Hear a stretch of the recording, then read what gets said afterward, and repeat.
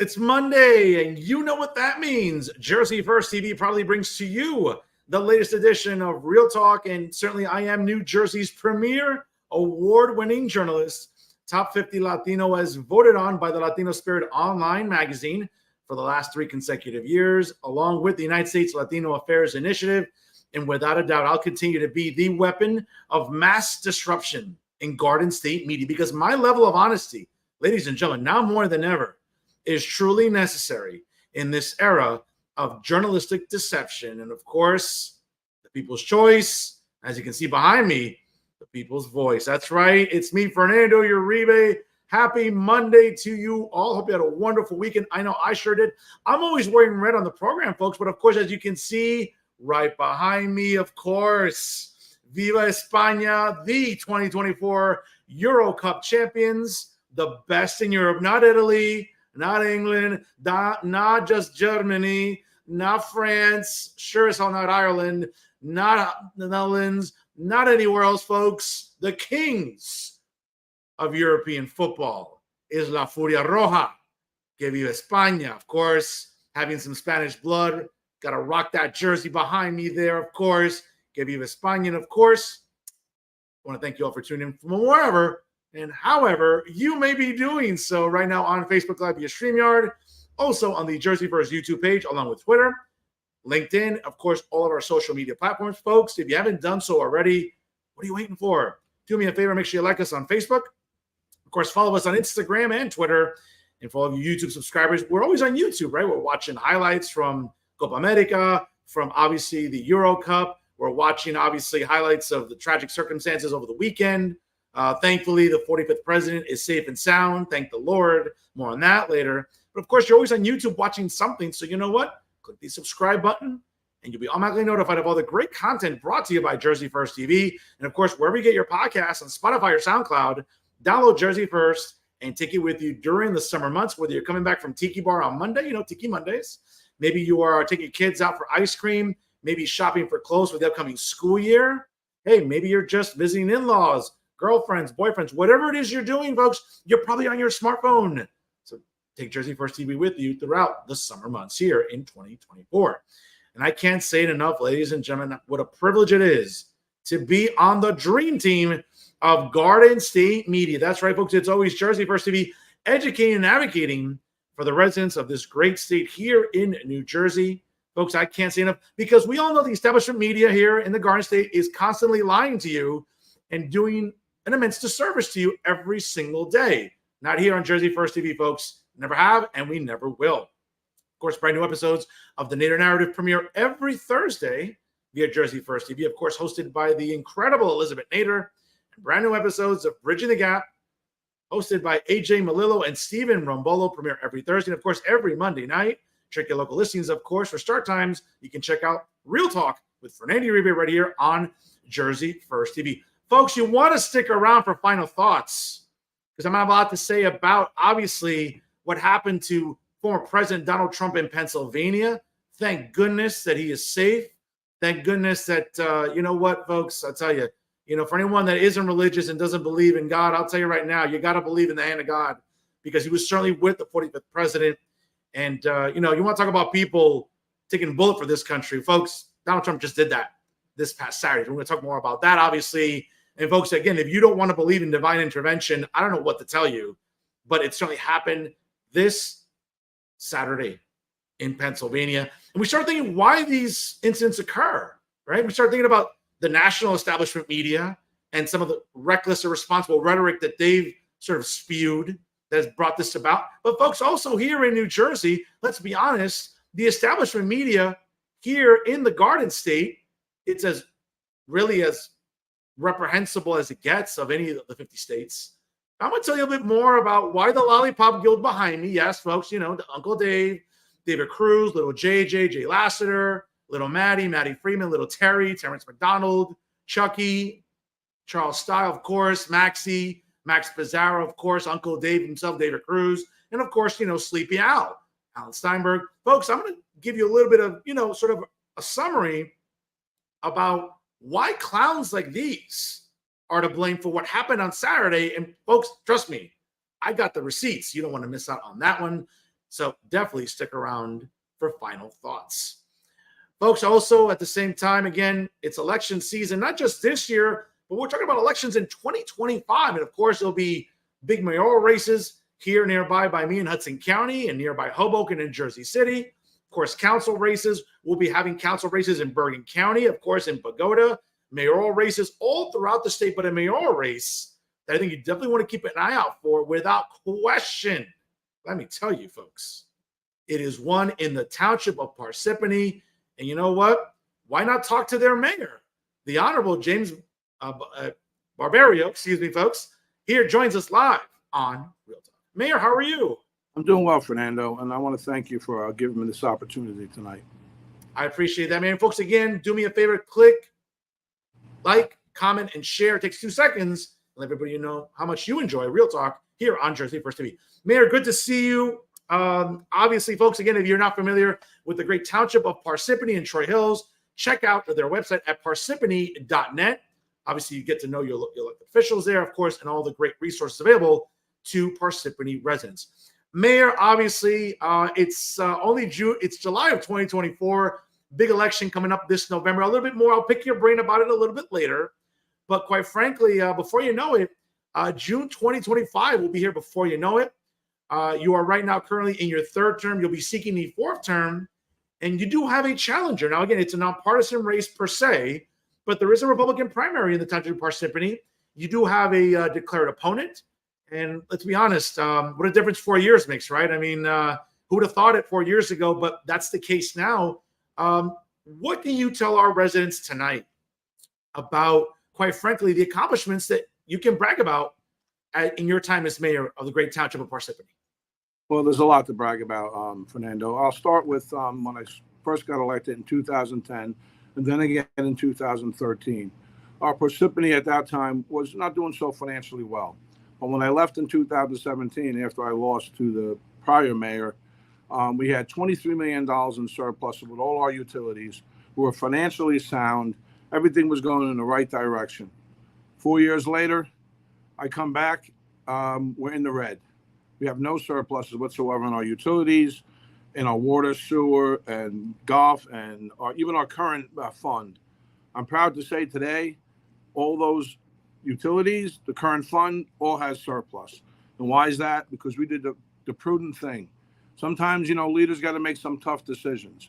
We knew that in 2021, everybody knew, all those that were running, that there was a 14.63% deficit that the town was in. What I mean by that is the prior administration was going to bond an emergency bond to balance the budget. At that time, in 21, our council president, Mike DePiero, says, no, we can't do that. We got to make some tough decisions. Well, I became the mayor in 2022. The town was in the red. I had to make the tough decisions. And everybody knew about it. Every single council member knew about it, knew there was only one way out. So that's that. Now, let's get to the other accomplishments. When I came back, when I left for mayor in 2017, we had 106 deployable police officers. I came back to 81 deployable police officers. My main goal was public safety. Troops on the ground, meaning that, we had no traffic division. Our detective division was pretty much obsolete. Now we're functioning. We're up to 99. We've hired 24 police officers since I've been back. And at the same time, we've maintained, now you continue to hear that, we increased taxes 21%. That's in 2022, we had to make a tough decision. Either lay off 130 DPW workers, shut down our community center for our senior citizens. I wasn't willing to do that. And neither was the majority of the council, except for one council member. And that's very disturbing, especially when it comes to our senior citizens who built this community. I've been living in Parsippany for 59 years. I know the town very well. I know its seniors. I know its population. I know the town like the back of my hand. When I came back, I made a commitment for public safety, which is what we've done and which is where we're at right now. You can even ask our chief. He is so happy that I beefed up the police department. Let's talk about our senior center. We added another bus for our seniors. We've taken rides for the cancer screenings, dialysis screenings. This is what we're supposed to do as for government. our people. Now, Mayor, let's get a little bit more specifically. I know you highlighted a lot of great accomplishments here. And folks, again, if you just joined us, it's 6:37 here on the East Coast. My guest tonight is the Honorable Mayor of the Township of Parsippany. Again, check out parsippany.net for more information on the Township of Parsippany Troy Hills out there in Morris County. Their Mayor, James Barberio, joins us here on Real Talk. Mayor, you talk about public safety, and I think that, listen, a state like New Jersey, where it's becoming the most expensive state to live in, arguably, in the country. Quality of life sometimes tends to be on the decline in many municipalities. That's not the case in Parsippany. I know that you've made that a major platform, obviously, of your administration for some years. Is there the possibility of hiring even more police officers in the coming years? Do you foresee any budget flexibility with that? Yes, I do. I see us hiring at least 4 to 5 more police officers right now. We made a commitment to the residents. And to be honest with you, the residents want more police enforcement in the township. They came to council meeting telling us, listen, we need more police. You know, we had the catalytic converter problem when they were stealing the catalytic converters. We just didn't have enough deployable police officers at the time. Now our crime has gone down since we beefed up our police department. And that's important for our residents. One thing I thrive on is community outreach with our police department. We do a lot of programs here in town with our police department, with our chief, with our deputy chief, with our detectives. I'm very involved in this form of government. I'm actually the police director. Although all the power that I have, I give to the chief because he's the one that knows how to run the day-to-day operation. But we coordinate on a daily basis. Yes, I do see in the future hiring more police officers. Mayor, what would you say right now is perhaps, maybe it's not a single thing, but what would you say are perhaps quality of life issues that residents bring to your attention that probably are still sort of outstanding out there? Well, a lot of the questions that I get asked is property taxes. And Parsippany's in a unique situation. What I mean by that is we're the 3rd largest corporate center in the state of New Jersey. We're the #1 suburban corporate center in the state of New Jersey. So what's happening in Parsippany and, of course, Morris County is a lot of companies are leaving. Why? They're downsizing. Ever since pre-COVID, they're not filling the office spaces. Right now, we have 19 vacant office spaces in Parsippany. We're probably going to go up to 25 vacant office spaces. So what's that mean? That's a shift in the tax burden to the resident. So what happens is if your vacancy continues to go up, someone has to make the difference up, and that's our residents. So we're trying to stop that. And there's several ways you can do that. One, and I'm sure you've heard about it, it's called a pilot program. It's payment of lieu of taxes. It's a tool that the legislators give towns like Parsippany, like East Hanover, like Hanover Township, Mount Arlington. And the reason why I mention those names is because I speak with these mayors a lot. We become competitive with each other, trying to keep companies here. A perfect example, everybody says it's a tax break. Well, here's what happens. If they don't get the pilot program, then they just leave. And then 100% of that burden falls on the taxpayer. Okay, so not all companies that come here get a pilot program, but it's an incentive. That's really what it is. And the schools get 100% of their money no matter what. Pilot or no pilot. And that's been the big issue here in Parsippany. And I can tell you the process of how a pilot works and how it begins. Yeah, please. I mean, again, for our audience maybe isn't familiar with pilot programs, I think So it's what happens with really a a good pilot, way to understand that, like, sort of municipal government. right. A lot of people don't understand how it works. You have to go to a need of redevelopment. It comes from the planning board. The planning board goes back to the council and says this is an area of blightness, meaning an area of need of redevelopment, meaning that not much is going to get built there because it hasn't been built for over 2 to 10 to 15 years. So they do a study, and the study comes back that it is a blight area, need a redevelopment. But the only ones that can approve that are the council. So we've had 5 to 6 of them came to the council, and every single council member voted in favor of the area of need of redevelopment for each one of these projects. Okay. So what happens is that they all know, every single council member knows it's going to most likely be a pilot program because the pilot is requested by the developer based on its financial situation, financial status. Okay, so that's how that whole process works. So every single council member, nothing was shoved down anybody's throat. They knew exactly what they were getting into, and the only one that can approve a pilot program is the council. I have no authority whatsoever to approve it. I can bring it to them, but the rest is up to them. And that was the process that happened here in Parsippany, and it got very, very, very, very political. Now, having said that, do you hear feedback from members of the council or residents altogether that maybe, hey, we should have been in pilot programs for the foreseeable future until either A, they get under control, or B, some other means has to be pursued within municipal government? What are you hearing from residents or council members as it pertains to pilot programs? Well, let's start with the council members. Every single council member, except for one, was in favor of a pilot program for certain projects. Every single one. We had a turnover, and right now probably 3 of them are in favor of pilot programs. Not all of them are in favor.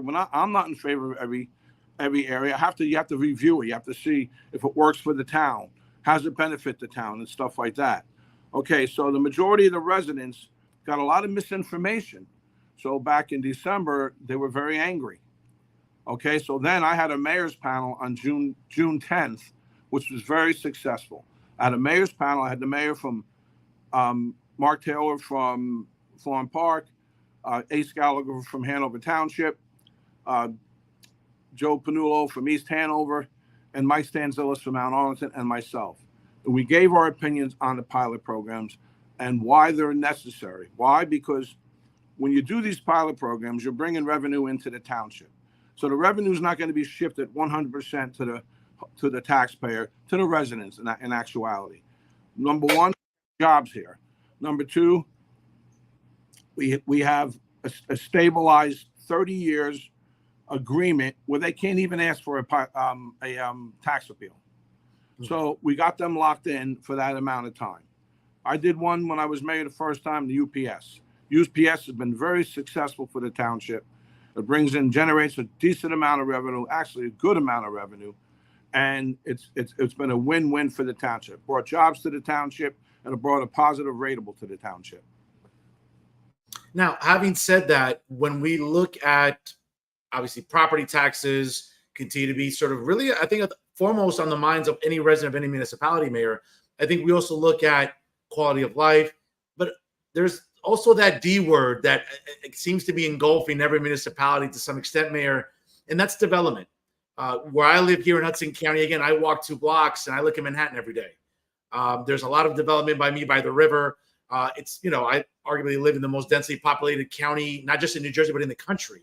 And Hudson County has seen its fair share of development along the waterfront, even here within these town limits that, it's very densely populated, but it's an attractive destination to live here. Again, it's a 5-minute walk to look at Manhattan, 10 minutes into the city, via reasonable mass transit.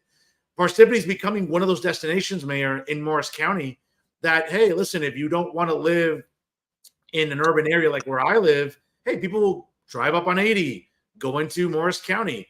Parsippany has become that attractive destination for not just, young professionals, but families. But the word I keep hearing from all people who write to the show and reach out to me and say, hey, listen, Parsippany is no different than any other town. We might be falling victims to overdevelopment. Do you hear that from residents, Mayor? And are you concerned about development? Well, I do hear from residents about development in the township. I absolutely do. And part of that mayor's panel was to answer those types of questions. And a perfect example is what? The state mandated affordable housing, which I call affordable high-density housing. And that's mandated. So what I mean by mandated, and you know what I mean, is we have to do it, okay? And we have the next round that's coming to Parsippany. And, as the Governor Murphy said that this is monumental, bill that was just passed. No, it's detrimental. It's detrimental to towns like Parsippany. Our infrastructure gets hit, our water supply, our sewer, everything. And not just that, our schools get hit hard as well. But what we're looking at here in Parsippany, because we got to carry over from the last round 463 affordable housing units. I'm not against affordable housing. Everybody should have housing if they can afford it. Absolutely. I get all that. But this is high density. So now we're going to get strapped. If we don't have a plan in place by the end of December 31st of 2025, we could lose our immunity. Now, we lose our immunity, that means that our planning, our zoning is pretty much obsolete. Everything's decided by the courts. And that's the last thing Parsippany wants. So we have to have some sort of a negotiation process that goes on. And right now we're going through our affordable housing plan. That's where the development comes in. And that's where the overdevelopment comes in. But it's state mandated. We don't have a choice. Okay, fair enough. Folks, again, if you just joined us right now, it's 6:47 here on the East Coast. Do me a favor, it takes 2 seconds. Like, comment, and share on your social media platforms. Here, as my guest tonight is the Honorable Mayor of the Township of Parsippany. Again, check it out at parsippany.net. He is James Barberio. Join us here on Real Talk. Mayor, I got to ask you, of a few residents did reach out to me, and certainly, I try to do my homework on every guest, and I try to do my homework on issues in every municipality. I mean, this is a mayoral race. It's going to have a lot of eyes on it. And, a name that came to my attention, a former township attorney, John Inglesino, that apparently, was a campaign issue some years ago. Again, it's 2024 going into 2025, almost 8 years ago, but it seems like it's a name that keeps floating around.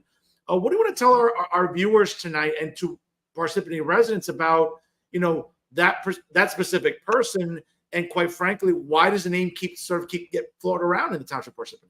I'll tell you why. That's politics. In my last campaign against Sariano, that's exactly what they used. They used the whole fact that Mr. Inglesino was a township attorney, and they used him as a crutch. My opponent in the primary is doing the same thing, who pretty much has the same guy he's getting information from that ran Sariano's campaign with regards to Mr. Inglesino. Why? Because the only way they feel they can beat me, considering they say, not me, I'm a popular mayor, was to go after somebody else. And that's what they're doing again, all over again, the same thing. And it's kind of funny you bring his name up, because this same gentleman won out with my opponent to be several times. They talked about pilots. He knew everything that was going on. And, they went to a place called 1776, which I've never been to. I hear it's pretty good to eat at. It actually is in Morrison. It's a good spot. Yeah, I've eaten there. David Burke's restaurant. About it. But and I find it funny how this individual that's going to run against me wants to use John, who was a friend of his, and I don't understand that. But if that's what he wants to do, why? Because when you have to do stuff like that, that means you don't have no answers to the issues, the actual issues. Mayor, a lot of people just keep reaching out to me and saying, "Wow, again, what a difference 4 years makes." You ran with your opponent 4 years ago, and now it seems like, it's politics. I get it. People have a difference of opinion. There's falling outs. We get it. Friends have disagreements. Well, it is. It's not just so much as the falling out. It's the position. Okay, I hope the mayor's still with us here. I hope the Wi-Fi is good here. Mayor, you're still with us, I hope. Are you there? Yep, I'm here, Mayor. Yes. Yeah, please continue, Mayor. I'm sorry. Yes. All right. So it's okay. So he knew the situation we're in 2021 when we ran together. I have the experience. I mean, what are we going to do? Take a chance on someone that's inexperienced again? We got somebody that was inexperienced, and I had to come back and I had to fix it. I had to fix a mess, a monumental mess, and we did that. We fixed it. Now, this year alone, our tax levy increase was 2.5%, 2.6%, but our tax rate was 1.98%. We're bringing it down. And the auditor came in on several occasions and said, the town made some tough decisions. They made the right decisions. Parsippany's back on the path of fiscal responsibility. Now, a lot of people want to say I'm a conservative, but you got to be fiscally responsible conservative.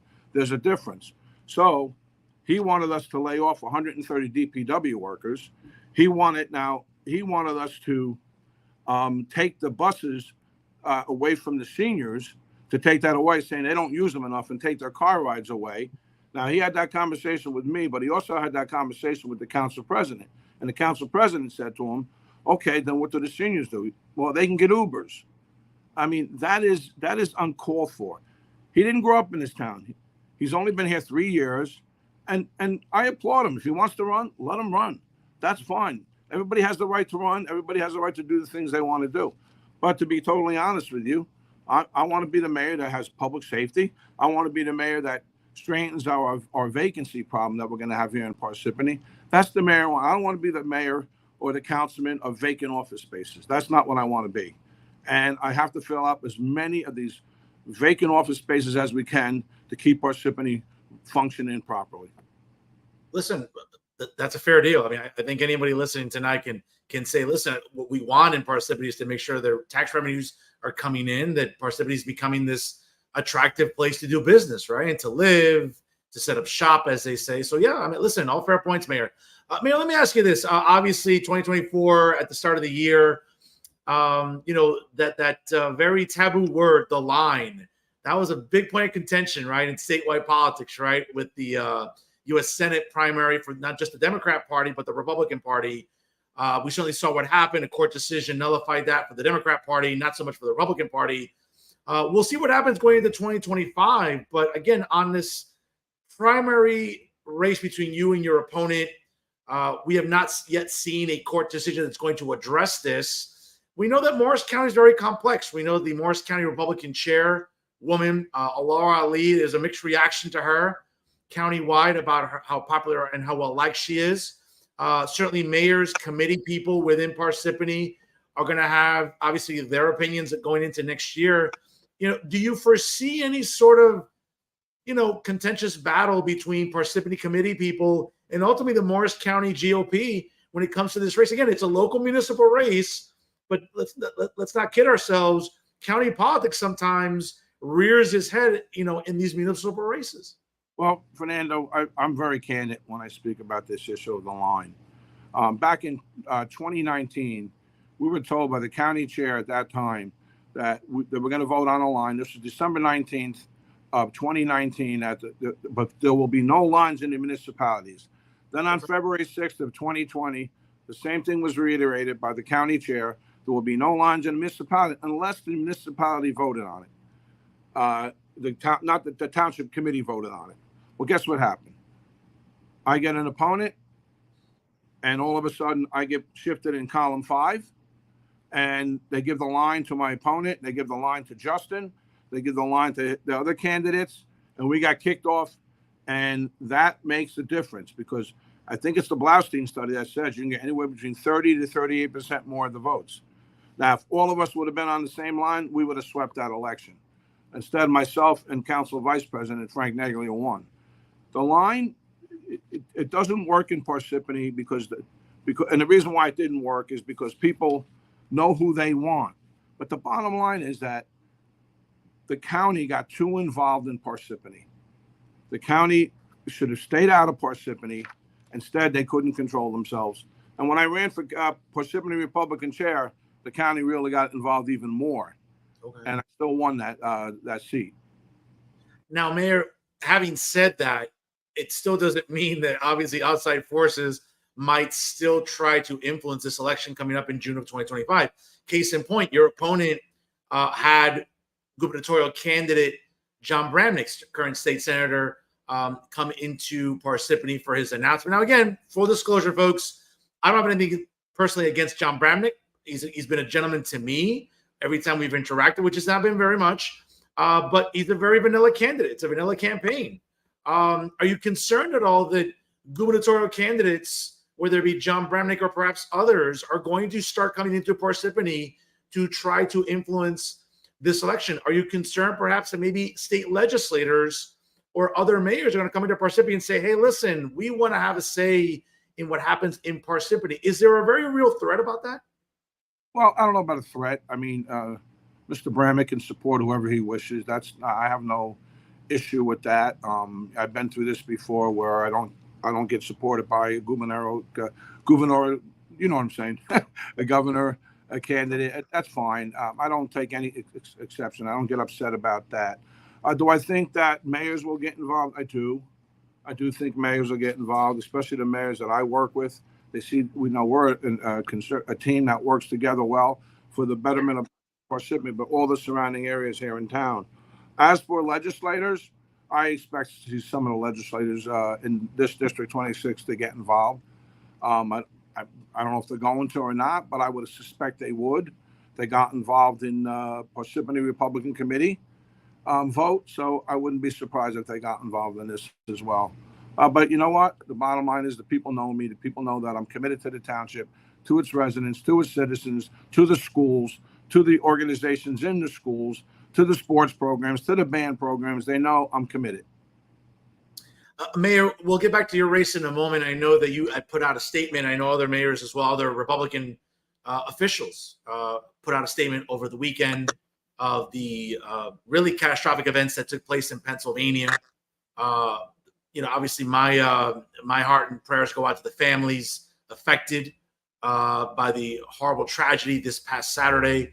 Again, I don't want to get overly religious here. I am an ordained minister, but it just makes you think about divine intervention here. And, the former president, within even a couple of minutes of giving a speech, ran the risk of basically, had he turned his head the wrong way, we would not be talking about Donald Trump today as a presumptive Republican nominee. Again, I don't want to sort of put the cart before the horse, but actually, no, I will.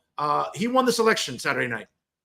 And even obviously, adding J.D. Vance to the ticket this afternoon, as we just learned this afternoon, the junior senator from the great state of Ohio will be his running mate. Listen, I think former President Trump has been developing quite a popularity in New Jersey. I was in Wildwood in mid-May for that crazy turnout in Wildwood, right on the beach. I was in the press corps area. Easily 50, 60,000 people, 75,000 people were there in Wildwood supporting the former president. New Jersey has a real chance since 1988, back when I was, I was a little kid back then, to turn the state red for the first time since George H.W. Bush ran for office in 1988. Does President Trump have a realistic chance to win New Jersey? Because we're seeing that, let's be honest, Mayor, the Emperor, Phil Murphy, Democrats in Trenton, Democrats, in Washington are sort of sitting on this platform of spend, woke nonsense. And in the meantime, here in New Jersey, for example, we have the highest property tax in the country. Quality of life is declining. We have an attorney general who's a lapdog for the emperor. Does President Trump have a real chance to win the 14 electoral votes in New Jersey? Oh, I don't know if he has a chance to win, but I think it was elevated on Saturday, big time. Fernando, you hit it on the head. Just the turn of the head the wrong way, he would have been assassinated. And this is not what this country's about. We shouldn't get to that level. Correct. And the bottom line is there had to be some sort of intervention. I'm a believer in God. I believe God was involved in. But at the same time, this is what we have to try to avoid. Ever since social media has enhanced itself, what I mean by that is TikTok, Reels, Facebook. It seems to, people start reading things and they start to get mesmerized and they start to actually act out. And I have no clue what the shooter was thinking. I don't know. But I tell you, my prayers go out to President Trump, to his entire family, also to him. And honestly, you don't have to like him, but he's a true leader. He definitely is a true leader. And this country is dying to have a true leader. And the world is dying for us to have a true leader. Yep, absolutely. Listen, record inflation, a wide open border, migrants invading our cities. I mean, we are seeing, interest rates still suffocating Americans. Fuel production should be done here, not importing. I mean, listen, I don't have enough fingers and toes, Mayor, to name all the disastrous policies of Joe Biden and his running mate Kamala Harris. So certainly, President Trump announcing his running mate today. Obviously, I think that'll certainly give him a boost in the polls with the start of the RNC tonight in Milwaukee. So again, certainly something to keep an eye out for. But again, my heart and condolences go out to the families affected in Pennsylvania. Certainly, I was praying for President Trump. And let's be honest, this is a guy who, you know what? You tried convicting him. You tried incarcerate. You tried to silence him. Listen, the guy's taking a bullet for this country. I don't know what more you want. ladies and gentlemen at home, about the 45th president, soon to be the 47th president. And my heart does go out to the victims of this tragic event, because no way should you be going to a rally and then you're missing a loved one. That is wrong. That is absolutely uncalled for. I agree. Mayor, back to Parsippany real quick here. And certainly, again, your election, 2025 is a big election, as we know. Obviously, mayoral races in Parsippany, all over New Jersey, a plethora of municipalities, council races as well, county commissioner races. There's a gubernatorial race as well. Obviously, all 80 assembly seats will be up for grabs next year. But without a doubt, gubernatorial candidates will be coming into Morris County. And on the Republican side, obviously, we have State Senator John Bramnick, who's already declared, former state assemblyman and 2021 candidate Jack Ciattarelli, and obviously now New Jersey 101.5 FM radio host Bill Spadea. I was able to go to South Jersey, be at his kickoff event. A great enthusiasm for Bill Spadea. I know some enthusiasm for Jack Ciattarelli, also some for John Bramnick. Again, Mayor, I don't want to put you on the spot here, but I know you have some allegiances and friendships with the aforementioned candidates. Who do you see right now? And again, it's more than 12 months away until the primary in June of 2025. But who do you see really maybe taking that race for the Republican Party in New Jersey? First of all, I can't predict that. What I will say is this. I'm a very, like you said just a while ago, I'm friends with Bill Spadea. I've been friends with Bill Spadea for a while. I'm an honorable person. And as everybody knows, I support Bill and any endeavor that he has. But that being said, I can't predict nothing, because the political environment, a friend of mine said to me the other day, stop being a statesman. Statesmanship is gone in this environment the way it is. And I said, look, I can't do that. I said, I have to be a statesman on certain things. I get what he was saying. Basically, go on the attack, No, I only attack when I have to defend myself. Meaning that if somebody says something that's misleading, misinformation, I will defend myself. I'll defend the township. That's what I do. So I cannot predict the gubernatorial race whatsoever. Fair enough. I mean, I got to ask, because I'm sure that these candidates will be going through all 21 counties. And we all know that Morris County is one of the few still, red counties-ish in New Jersey. Obviously not like Ocean and Monmouth County, but certainly I think Morris County becomes a very attractive destination for candidates in the months ahead. Mayor, back to Parsippany again, in your administration, and certainly moving forward against your opponent going into next year's election. Another topic that residents bring to my attention is responsiveness and transparency. I know it's been brought up at council meetings. Listen, I'm very spoiled. Where I live in Hudson County, my mayor is also my state senator.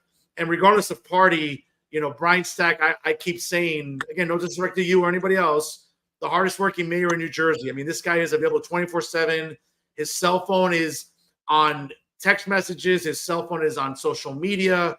I mean, when we look at that model of transparency and responsiveness by a mayor, is that something you're looking to emulate as well in Parsippany? We do that already. Okay. My opponent needs an issue, so he brings that up. We're not responsive. That people call him up with regards to all the issues in town. He has his own little town halls at Starbucks, and I don't know how official that is, but it's as official as it can be. But we're very responsive. We have GovPilot. We get back to our residents. When we get a complaint, it goes right to the department head. That's the difference between myself and my opponent. He doesn't have access to that. Why? Because he's not the mayor. Okay, so we are very responsive. Let's talk about transparency. Transparency in government. Let's talk about emails that get opened and never seem to be handed out. My opponent, Mr. Masella, handed a petition for a project labor agreement that he didn't agree with, which is fine. And when he handed that petition in, I asked the township attorney, is this document now public record? Yes. Okay, so all his emails that are attached to this, are they public record? Yes. Well, somebody has opened them and he's never given them up. That's not transparency. That's not transparent whatsoever. Now, I know I went through each one of those petitions. Now, I did not know that Mickey Mouse lived in Parsippany. I had no clue. whatsoever that Mickey Mouse lived in Parsippany. And I'm a little offended because I've been here 59 years, but I didn't know that. And I didn't know that when there was certain names on there that I called up and they said, we never voted.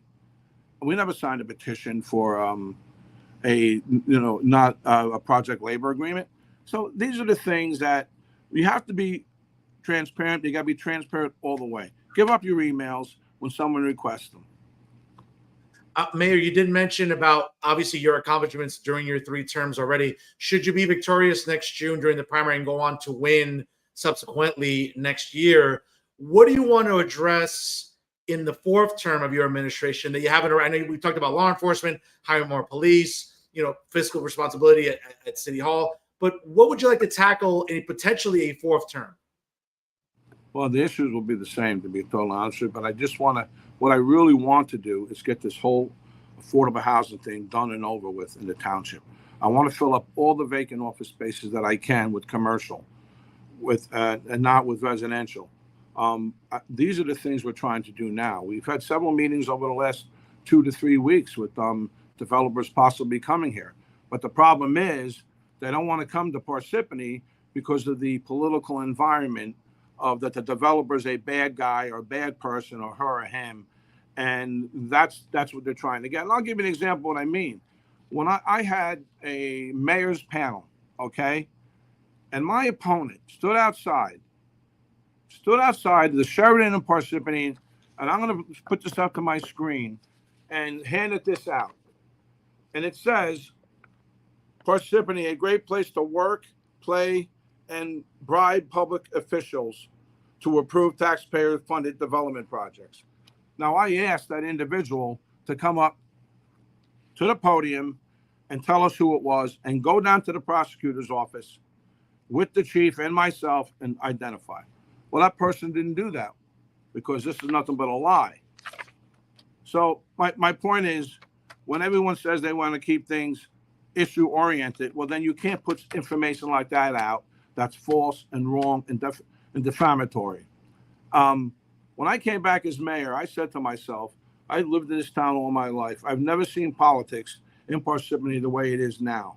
And I said, I'm not going to stand for it. I'm not going to allow somebody to come here and put out misinformation about pilots, put out misinformation about public officials, and not even stand up for it. We had Council Vice President Frank Neglia ask him in the meeting, in the last several meetings ago, will you take the mayor's offer up, go down to the prosecutor's office and identify or apologize? And his answer was, you're not going to get either. And this is not what Parsippany is about.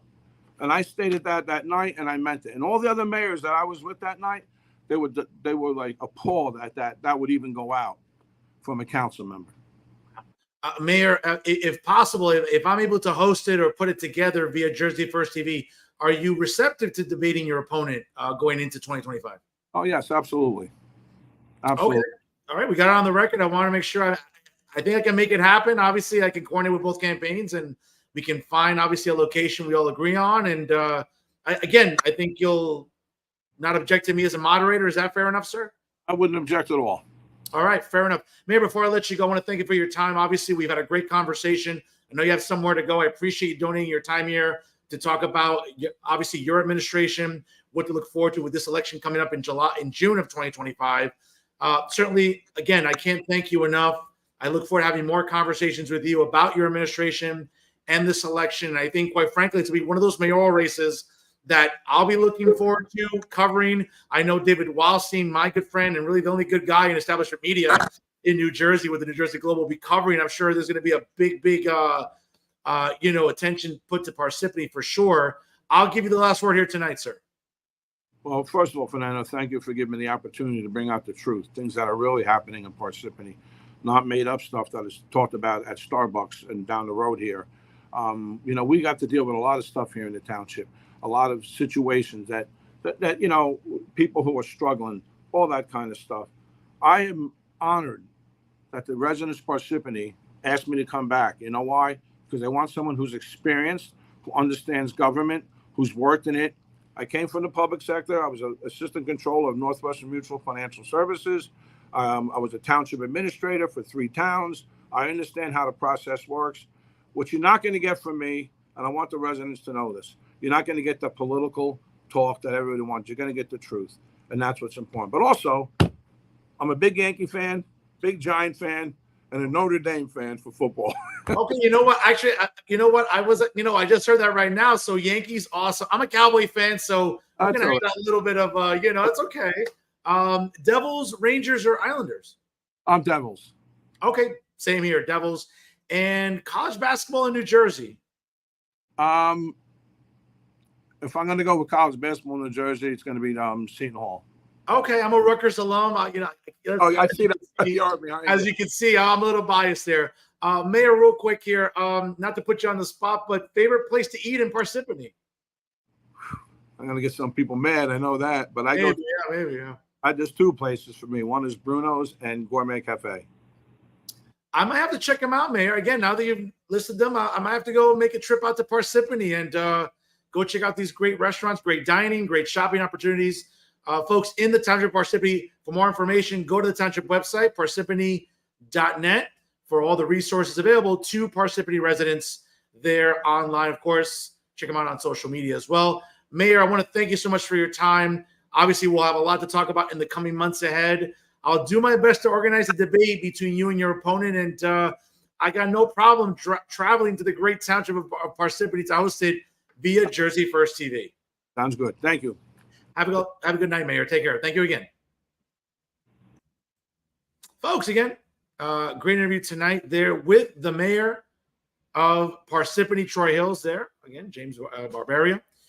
Certainly a lot to talk about there. Obviously, within a span of less than a month, I've gotten to interview the mayor of Parsippany and his Republican primary opponent, Councilman Justin Musella. So obviously in the coming weeks and months ahead, we will definitely want to cover that race. And as I mentioned at the start of the program, there's a lot of mayoral races coming up in 2025 that are going to garner a lot of attention. Of course, listen, we all know that when it comes to covering politics in New Jersey and races and data and polling, obviously the only news site we can trust in New Jersey, obviously, is the New Jersey Globe.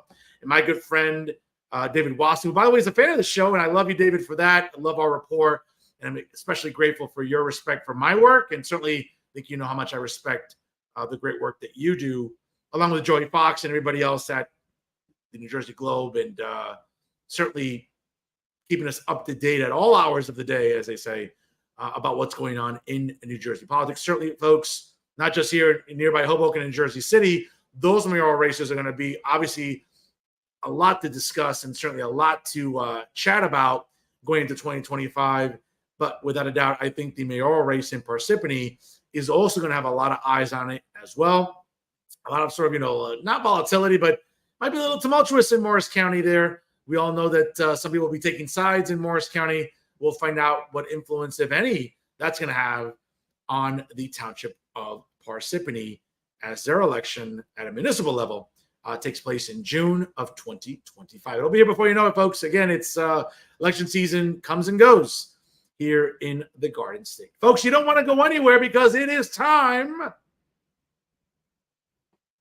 for Final Thoughts. And folks, I've been waiting since the weekend for Final Thoughts, and I've already, folks, let me be very clear. Okay. First and foremost, again, I think for those of you that know me, know that I am a very spiritual person. I'm not the most religious guy. I mean, I don't go to church every Sunday, but let me tell you, nearby church by me, happy to go there in the middle of the week.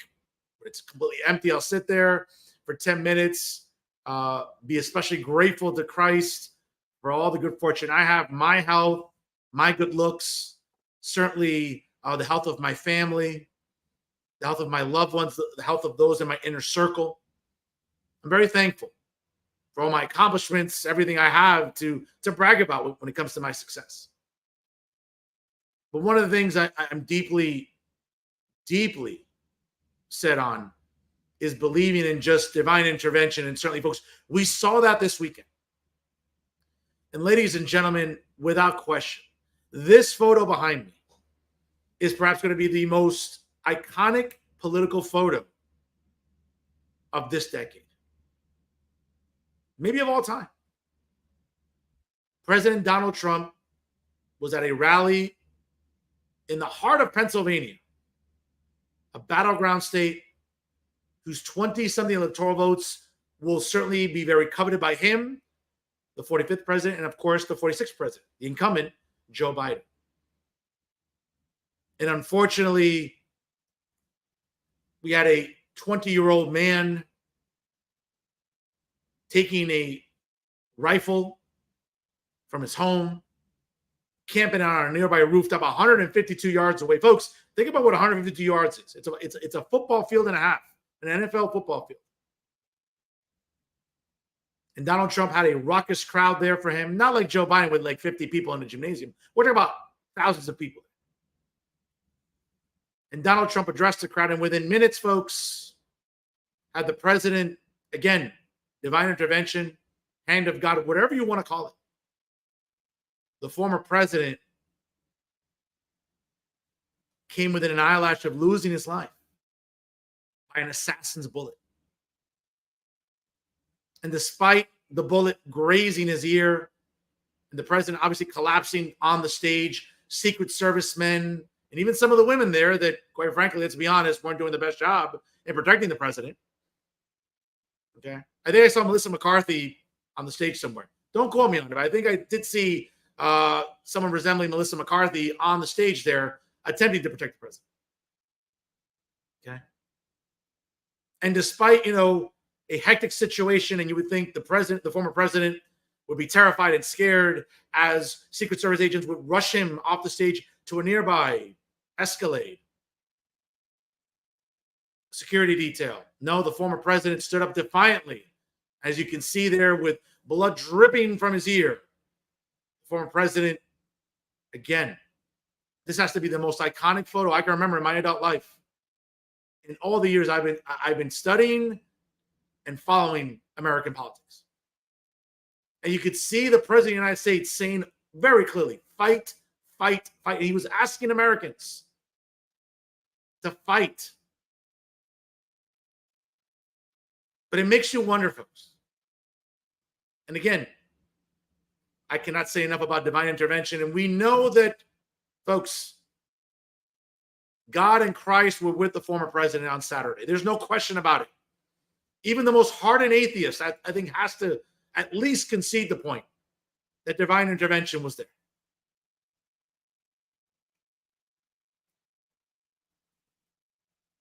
And what we saw was the former president, yes, as he lost his shoes, lost his cap, his jacket's all undone, he found a way to get up.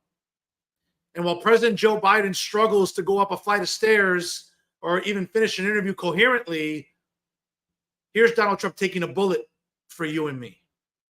They're clearly not the same candidates, folks. And they're clearly not the same presidents. But we think about rhetoric that contributed to what happened on Saturday. Okay? And this is where, again, I'm going to have to bring out the receipts. Because, folks, if anyone's done us a disservice, it's certainly the national establishment media.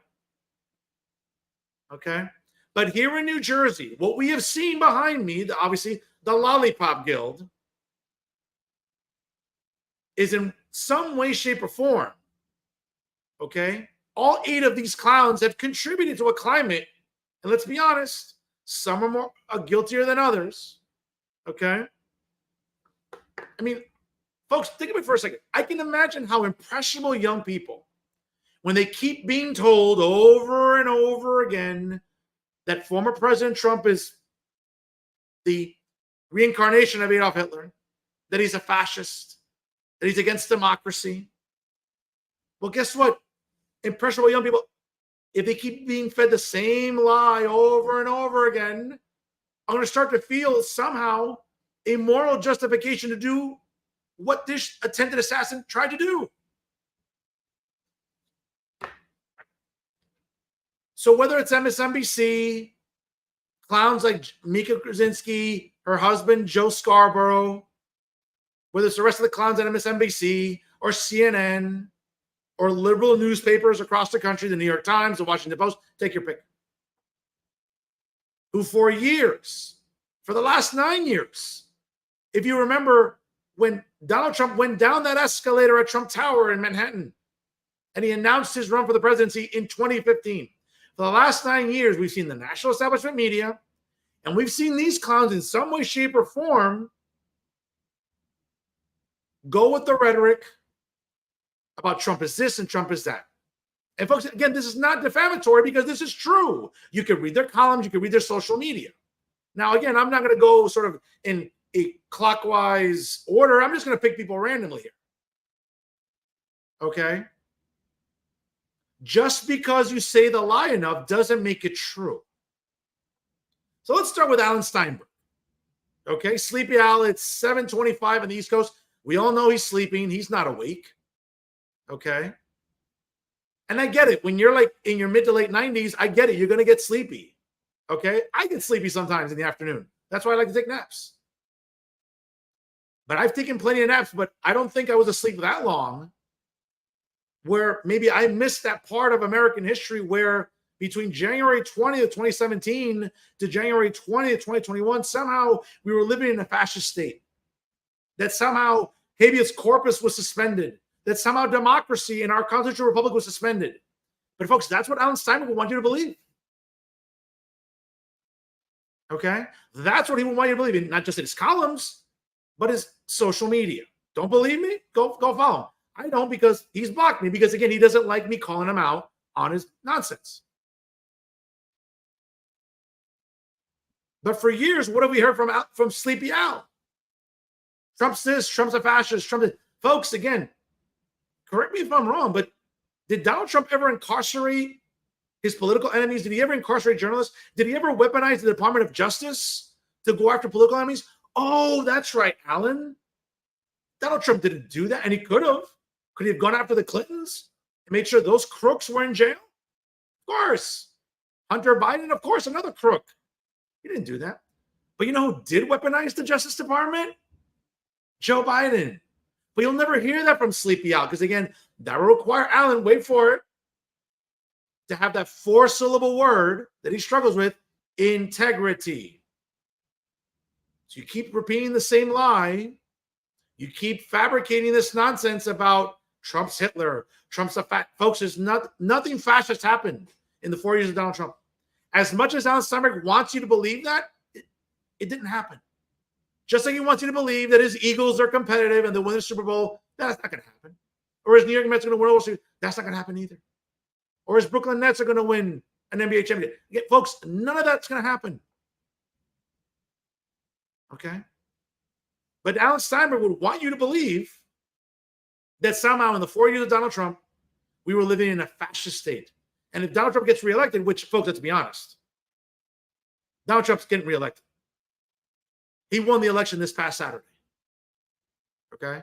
And to add on top of that, the cherry on top is this afternoon when he selected junior senator from the great state of Ohio, J.D. Vance, as his running mate.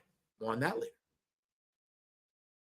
A 39, soon-to-be 40-year-old man that's going to try, again, to attempt to continue the legacy of good governance, good fiscal governance, not getting us in any wars, right? A thriving economy. These are things that the Trump-Vance ticket in 2024 are going to campaign on. And they're going to win, folks. And at no point in time in 2025 are journalists going to go to prison. This is not North Korea. This is not Cuba. It's not Venezuela. It's not China.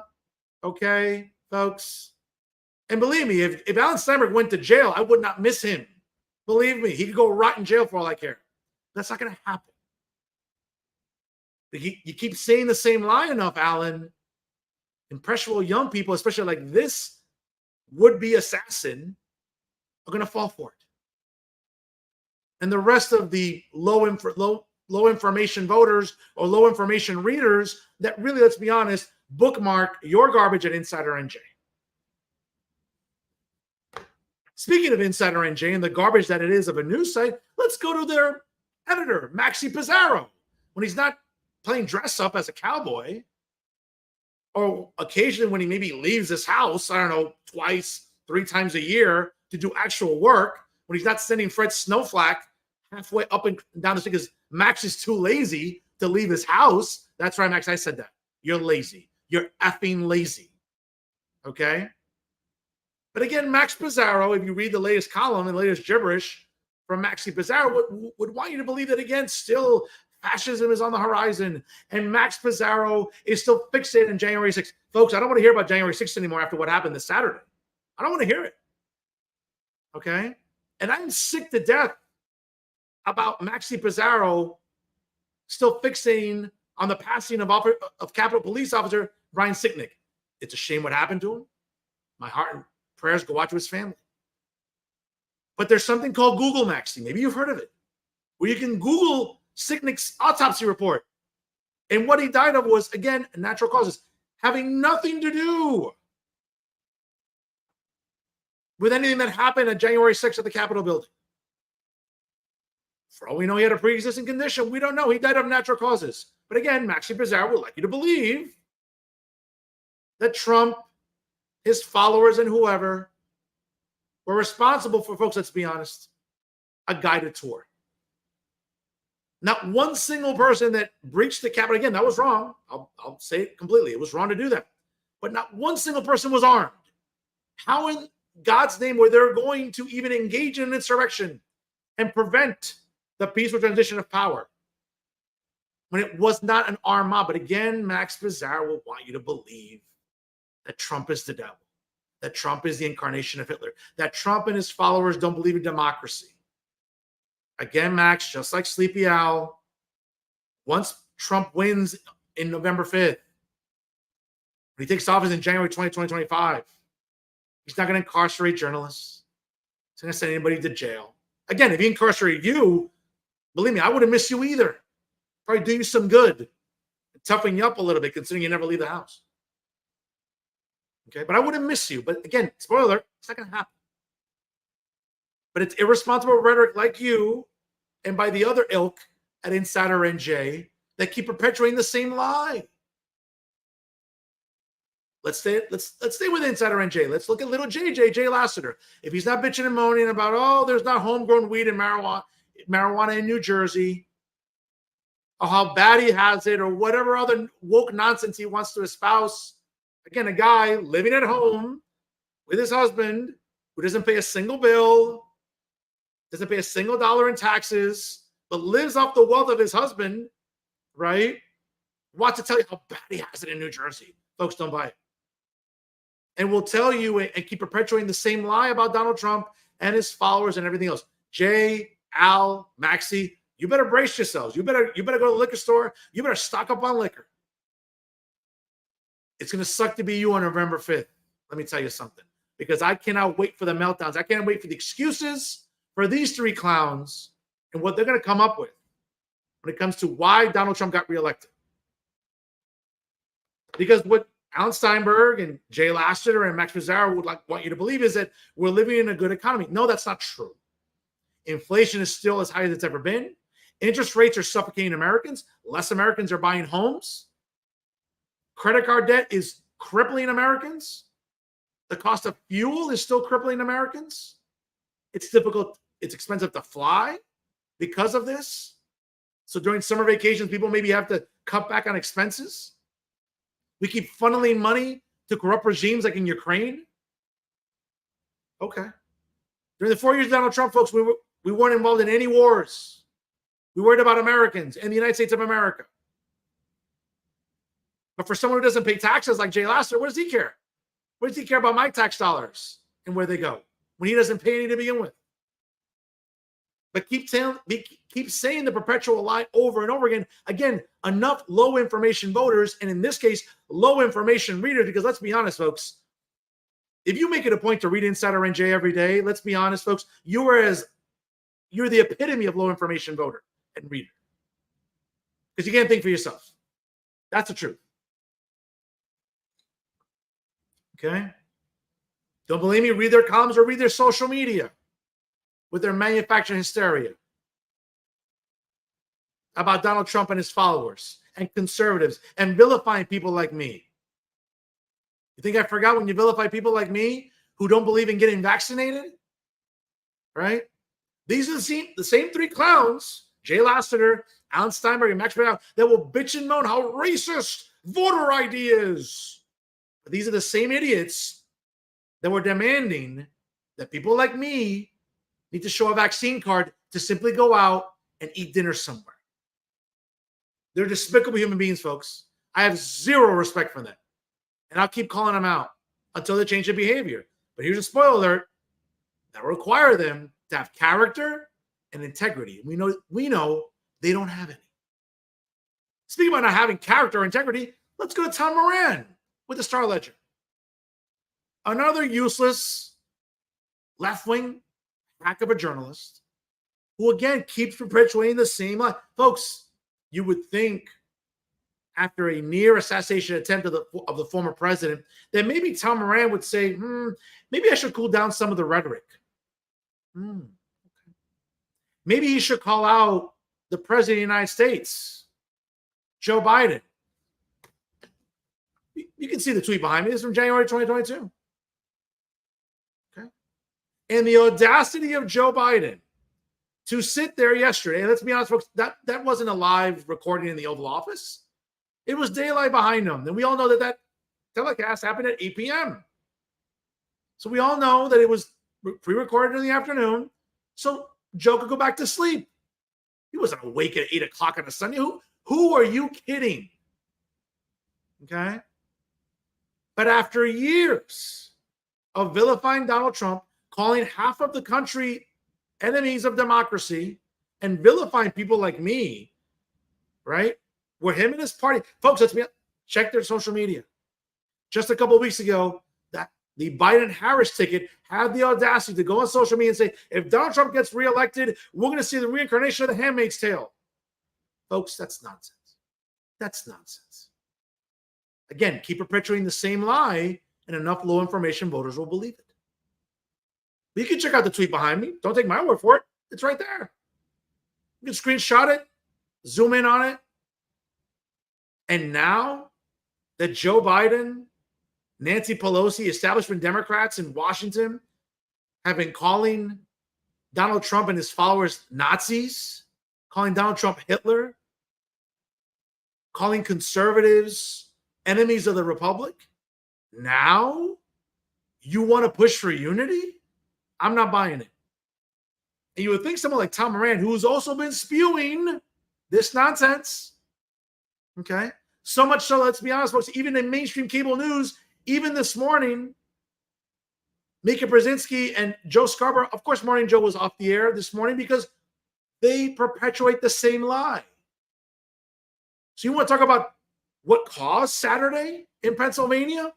You can start with them.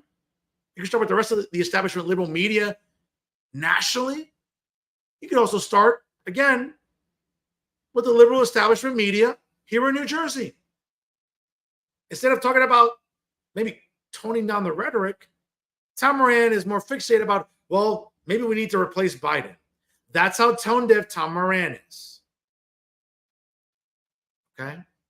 So it's not so much that Joe Biden needs a cognitive test, it's his followers like Tom Moran. Those are the ones in desperate need of a cognitive test, if anything else. Speaking about cognitive, let's talk about another person, and I use the term loosely, that excels at Trump derangements, and that's Chucky. You see him right there, Chucky, with that little, okay, maybe an alternate universe, maybe Chucky thinks he's like a spokesman or a spokesmodel for, I don't know, cologne or something. But Chucky with the Bergen record and NorthJersey.com, again, another Trump derangement syndrome sycophant, goes on social media and, of course, publishes his usual nonsensical columns. Have you believe that, oh, yes, that down the shore there were F Biden flags going around? Really? Chuck, we both know you didn't leave your house. You don't leave your house. So we all know that someone had to feed you that video, because who's going to believe that Charles Style left his house to do any real work? Of course not. Don't take my word for it, folks. Check out his social media and his columns. The epitome of Trump derangement syndrome. Okay? And last but not least, let's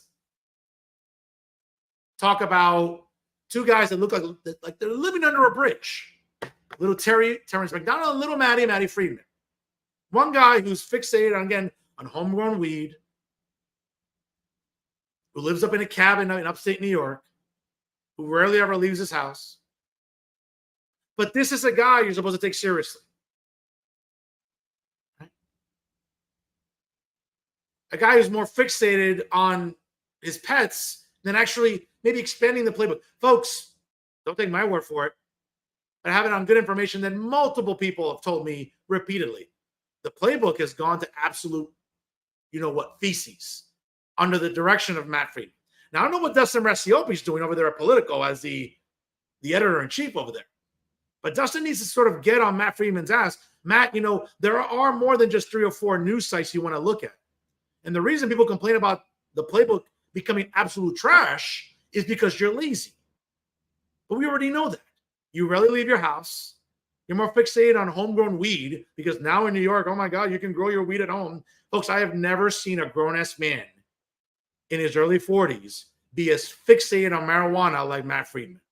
You would think he's like that dorky kid from high school that spent his entire time smoking weed. He almost reminds me of John Bennett, if you remember from Ted, the movie, and then Ted, the series on Peacock, where basically once he discovered weed, that's all he wanted to do was smoke weed. Okay? To say nothing of the fact he probably married the first woman that gave him any attention. But that's the person who oversees the New Jersey playbook, folks. Let's be honest, it's become garbage. Matt, start reading more than the same 3, 4, 5 news sites. Again, I know being lazy, I get it. It's who you are.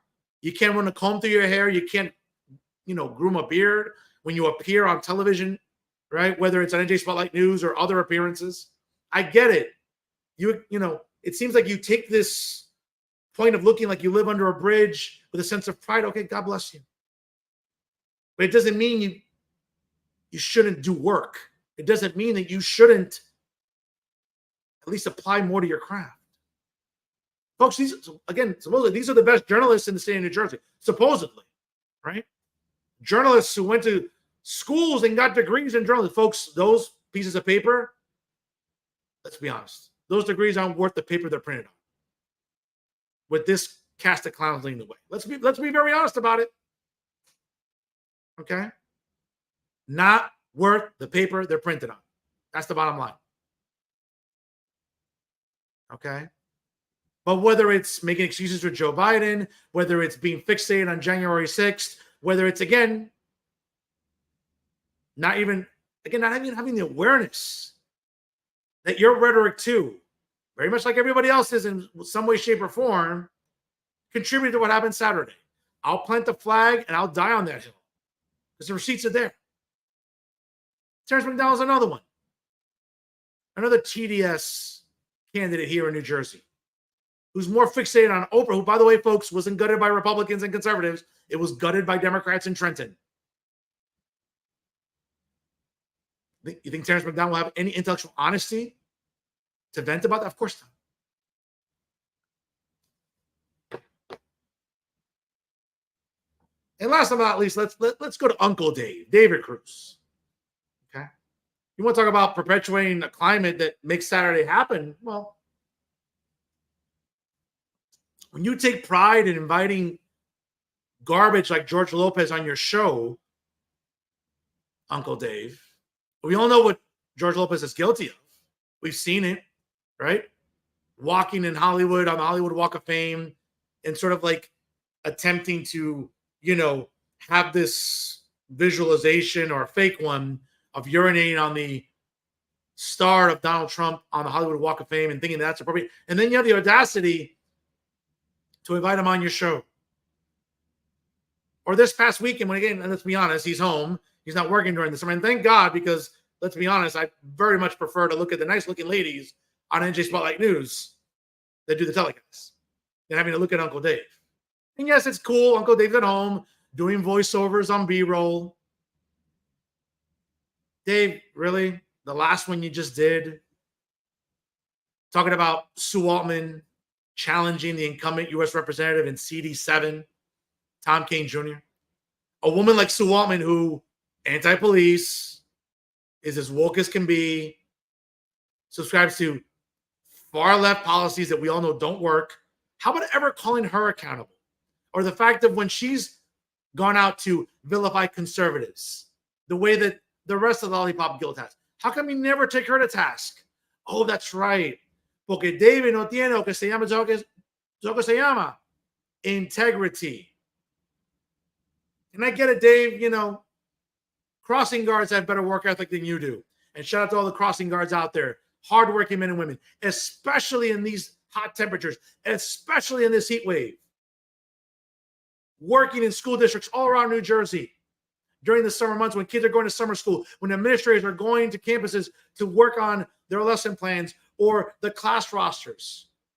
These hardworking men and women, shout out to all the crossing guards. Cheers to you for having a work ethic and working in the summer. More so than we'll ever see from Uncle Dave, that's for sure. But another one, whether it's a social media or even the people he invites. Take your pick. Vilifying conservatives. Sort of going along with the narrative about, oh, fascism is on the way and democracy is in decline. Folks, none of that's happened. But you know what has happened? The Lollipop Guild and the disservice they continue to do to you, the consumers of information. But folks, unlike these liars, these propagandists, you know who never lies to you? Jersey First TV. And it starts right here with Fernando Uribe. And those are my final thoughts. Folks, before we call it a night, once again, I want to thank, and by the way, I want to thank all the great news coverage today as we begin the RNC in Milwaukee. Obviously, former President Trump selecting the junior senator from the great state of Ohio, J.D. Vance, former Marine, who, by the way, shortly after 9/11 enlisted in the Marine Corps to go defend this country. Former businessman, about to turn 40 this August, a strong, principled conservative. And yes, we get it. People are going to say, well, he was a never Trumper. Well, folks, as we get older and we get a little wiser, we admit our mistakes, right? That's what J.D. Vance did. A smart, young, principled conservative. And you know what? Bravo to the former president in selecting J.D. Vance. And folks, in 112 days, get used to it. Because on January 20th, 2025, we'll be seeing the 47th president, Donald Trump, and his vice president, J.D. Vance. 112 days. Prepárate. It's coming, folks. It'll be a new day in America and not a moment too soon. Folks, before we call it a night here, I do once again, if you missed it last week, I want to thank the Barberio Foundation. And I'm going to be a little humble here because for 2 consecutive years now, I'll be getting recognition from the Barberio Foundation for people that they want to highlight and honor every year, whether it's educators, philanthropists, community activists, you name it. But for the 2nd consecutive year, and again, I want to be as humble as I possibly can because I'm not the most humble person. But sincerely, from the bottom of my heart, I want to thank every elected official, every journalist, every community leader, every educator, every single person that nominated Fernando Uribe for the Barberio Making a Difference Award via the Barberio Foundation. And for 2 consecutive years, I'll be getting a recognition from the Barberio Foundation. So again, folks, when you see it, you see it right behind me, right? You see it right there? Oh, you see it? Right there, Barberio Foundation. Yeah, there you go. Another one's coming, folks. I'm happy to learn that. I appreciate the Barberio Foundation notifying me of receiving yet another recognition in the next couple of weeks. So I'm thankful to all of you for believing in my brand of journalism, for my award-winning brand of philanthropy, and for my contributions in education. I want to thank you so much from the bottom of my heart right here. I know a lot of you might think, oh, he doesn't have one. No, folks, I do. Okay. And while some people might think that my soul is as black as my shirt, no, that's not the case. I take my contributions in education, philanthropy, and journalism very seriously. awards, accomplishments, accolades, you name it. I'm very flattered and very humbled. So thank you to everyone that made this possible. Okay, never mind. Forget. All right, that's it. Enough of humble Fernando. Let's talk about, you know what? Braggadocious Fernando. I want to thank every single person who nominated me. And more importantly, just for the haters, spoiler alert, the awards keep coming. And I don't fit in this house. Like, I'm a little claustrophobic. You see what I'm saying? Like, I might not fit here because, like, I'm running out of space because of all these awards. If you know a contractor, do me a favor, have them call me. We'll talk a little turkey. And we'll figure out how I can extend this house because I don't fit with the amount of awards that I keep winning. And despite all the haters, whether it's online journalists, activists, I know some attorneys locally, some clowns in law school, whoever, online stalkers, you name it. The Facebook attorneys too, that I always like to poke fun at. Here's something you need to sort of come to grips with. It's just one more award that's going to keep on coming. Again, folks, it's not bragging if it's the truth. So again, from the bottom of my heart, thank you to everyone who supported me to make this recognition possible. And thank you so much even more to the online haters, the stalkers, all the Mickey Mouse journalists, all the Mickey Mouse residents that don't like Fernando Uribe. Here's a new spoiler alert. I'm going to keep winning awards. And to quote one of my childhood heroes, the nature boy Ric Flair, woo, whether you like it or don't like it, learn to love it because Fernando Uribe is the best thing going today in education, in philanthropy, and especially in journalism. Woo! Folks, again, that's our show for this week. I want to thank once again Parsippany Mayor James Barberio.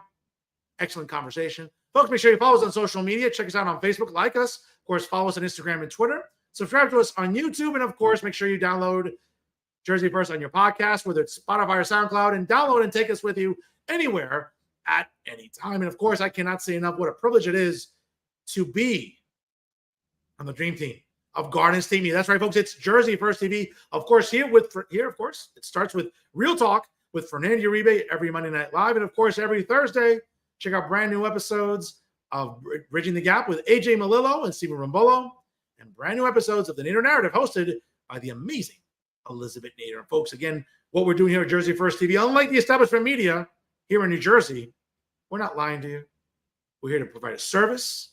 We're here to be informative, educational, illuminating, and most importantly, to advocate for all of you because you deserve it. You deserve the best journalism and the best coverage of what's going on in today's political climate. Folks, nobody does it better than Jersey First TV. Folks, again, I can't say enough. Thank you so much for tuning in here tonight. Enjoy the RNC. I'm looking forward to hearing Tucker Carlson talk. Of course, all the great speakers during the Republican National Convention coming to you from Milwaukee. Of course, looking forward to Vice President nominee J.D. Vance on Wednesday. Of course, the 45th President of the United States. Soon to be the 47th President in 112 days, folks. Donald Trump, he just won this election on Saturday. Those on the left, establishment media, all the Facebook keyboard warriors, you name it, folks. You better stock up that liquor cabinet. You're going to be pretty upset in 112 days. I'm looking forward to seeing all the river of tears in the coming months ahead. Folks, once again, if it's unbiased, unfiltered, and unafraid, it's Real Talk right here with Jersey First TV. As you know, I am New Jersey's premier award-winning journalist. Again, folks, as you can see behind me, I don't fit here. Top 50 Latino is voted on by the Latino Spirit Online magazine, along with the United States Latino Affairs Initiative, and certainly I'll continue to be the weapon of mass disruption in Garden State media. Because my level of honesty, now more than ever, is truly necessary in this era of journalistic deception, especially because of the New Jersey establishment media. Without doubt, as you can see, folks, people's voice and the people's choice. That's right. It's me, Fernando Uribe, the most handsome face that runs the place. You know it. Folks, thank you so much for watching. Please party responsibly as we're coming up here into the middle of the summer.